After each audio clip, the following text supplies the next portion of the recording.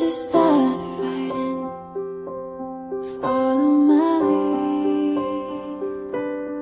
I found a boy, beautiful and sweet. I never knew you were someone waiting for me. We were just kids and we fell in love, not knowing what it was.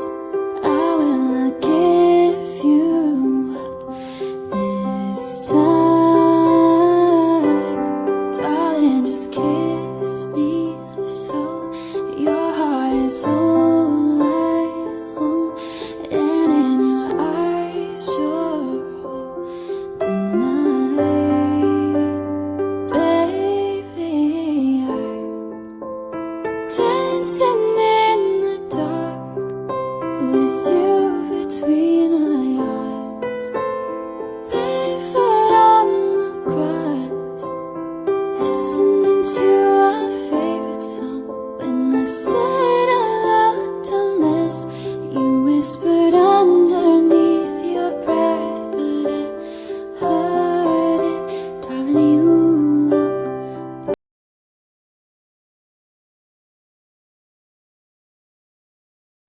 Bonjour, c'est PN Théorie. Je vous retrouve pour une nouvelle chronique du cheminement intérieur consacrée à l'amour.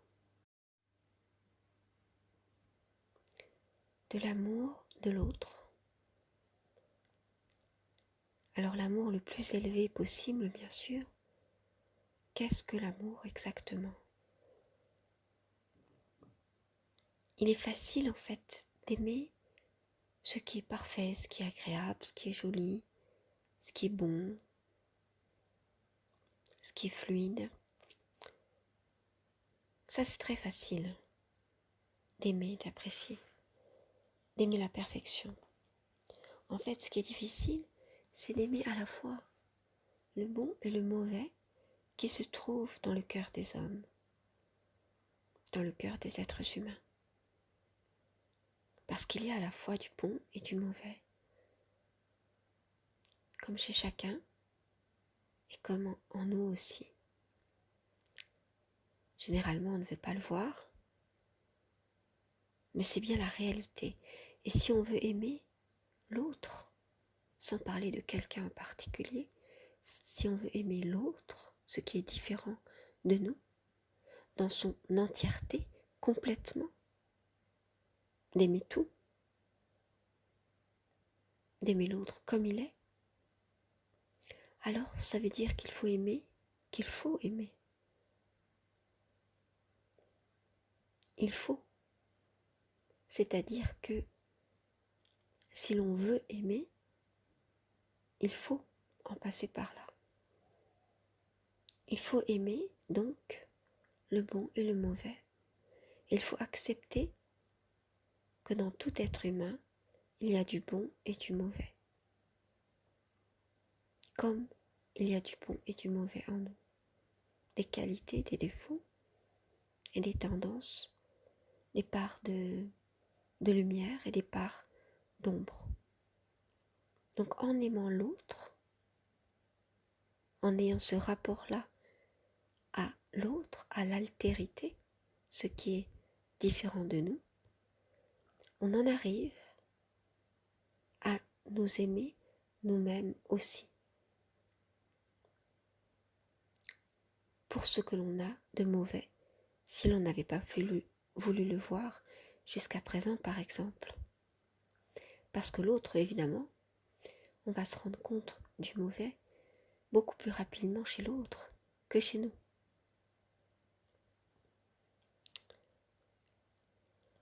Donc l'amour, par le fait, par son fonctionnement tout simplement, l'amour réel, l'amour élevé, permet la connaissance de l'autre, puisque c'est parce qu'on le connaît qu'on l'aime, c'est parce qu'on le connaît entièrement qu'on l'aime entièrement. Et comme on l'aime, on le connaît. Alors je parle ici de notions élevées, bien sûr. Si vous me dites, oui, mais plus je connais un tel, moins je l'aime, parce que finalement, il a des défauts que j'apprécie pas. Bon là, on est dans des amours individuels qui sont plutôt de l'ordre, de l'amour passionnel des débuts. Mais quand on aime réellement quelqu'un, je parle pas uniquement d'amour entre un homme et une femme, d'amour amoureux, mais je parle de tous les amours, entre tous les êtres que l'on peut avoir. C'est-à-dire tous ces liens, ce lien d'amour inconditionnel.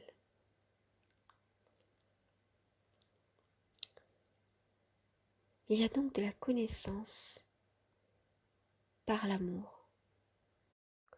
Alors effectivement, c'est quelque chose de quand même formidable de se dire qu'on peut connaître par amour, qu'on peut connaître une chose en l'aimant, et pas seulement par des opérations mentales, parce que généralement on pensait que la connaissance c'était uniquement, par exemple empiriquement, par les expériences de la vie, et puis aussi par la science, par exemple, des expériences, la science expérimentale. Mais il y a des choses que l'on peut connaître aussi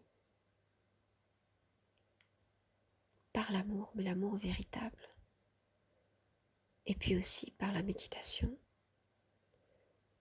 Donc il y a tout un tas de chemins vers la connaissance. Et l'amour en est un. L'amour, c'est aussi, et c'est justement parce que c'est un voyage. Donc c'est un voyage et tous les voyageurs sont changés par ce voyage, par ce cheminement, dans l'amour ou sur le chemin de l'amour. En fait, personne ne peut rester le même en aimant. Lorsqu'on aime l'autre, on est transformé, déjà parce que l'autre nous influence, bien sûr, parce qu'on voit du différent chez l'autre, qu'on peut être fasciné alors par cette différence et par ce merveilleux, par cette grâce, ce que l'on trouve fascinant chez l'autre et qui nous bouleverse sur tous les plans, physique, mental, émotionnel. Le cœur, donc affectif, tous ces aspects de nous-mêmes, spirituels peut-être aussi, sont bouleversés et font qu'on va se mettre à changer. Donc la rencontre, de toute façon, Emmanuel Lévinas l'explique bien dans ses écrits, bouleverse. La rencontre avec l'autre bouleverse. Si ça ne nous bouleverse pas, c'est-à-dire, alors là je ne parle pas d'une rencontre amoureuse passionnelle, vous voyez, d'un coup de foudre, je ne parle pas de ça. De toute façon, je ne parle pas que de l'amour amoureux, mais je parle de l'amour général. Eh bien, ça bouleverse de rencontrer l'autre. Ça peut être simplement un petit animal. Voyez, vous rencontrez l'autre, du différent. Ça nous bouleverse forcément parce qu'on découvre du différent. Et puis on découvre l'autre être donc, dans sa différence, qui nous fascine, qui nous éblouit certainement, mais aussi qui nous interroge. Alors pourquoi l'autre nous interroge ? Parce qu'il est une énigme, on ne le connaît pas. C'est là justement que par amour on va arriver à cette connaissance de l'autre. Mais pas seulement, on ne va pas seulement connaître l'autre, on va apprendre tout un tas d'autres choses. on va apprendre l'autre, on va dire, en même temps, s'apprendre soi-même et apprendre tout un tas de choses sur la vie, sur le temps, sur l'univers et tous ses secrets en fait, par tous les sens de notre corps, de tous les moyens en fait, on va apprendre. Donc Lévinas nous dit, dans une phrase que j'aime beaucoup, alors il nous dit, rencontrer l'autre ou rencontrer un homme, c'est être tenu en éveil par une énigme. Voilà, donc en fait, il y a cette histoire d'énigme, c'est-à-dire, il y a toujours quelque chose à découvrir qui nous fascine parce qu'on ne comprend pas tout et on ne comprend jamais tout. Il y a une part de mystère et puis une part de mystère parce que l'autre change aussi et qui nous étonne parce qu'il change. Et donc on est tenu en haleine, on est tenu en éveil, on va dire, parce que l'autre est là. Donc on ne s'endort pas, en fait. On est toujours dans cette rencontre vivante. Vous voyez un peu l'image de quelqu'un qui resterait les yeux ouverts parce que il veut savoir quoi. En fait, il veut savoir la fin du film, en gros. C'est un peu ça. Et si vous voyez l'autre de cette manière, ça peut tout changer. Plutôt que de se dire, voilà, j'ai tout cerné chez l'autre. Parce que, par exemple, ça fait longtemps que je le connais. Et je sais tout de l'autre, je connais tout. Alors en fait, non, on ne connaît qu'une facette. Et jamais complètement. Et puis l'autre se renouvelle aussi. Et on se renouvelle aussi. Il y a un échange qui se fait dans cette rencontre, dans cet amour. Et c'est à la fois de la connaissance et de l'amour. C'est-à-dire qu'on reconnaît l'autre comme étant différent. Et la plus grande reconnaissance qui soit, c'est l'amour.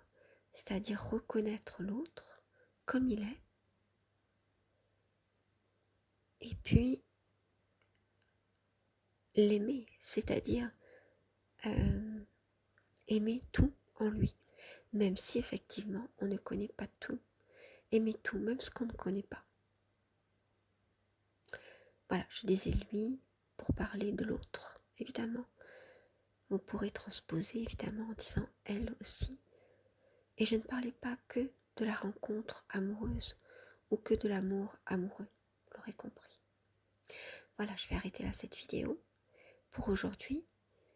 Je vous dis prenez soin de vous, à très bientôt.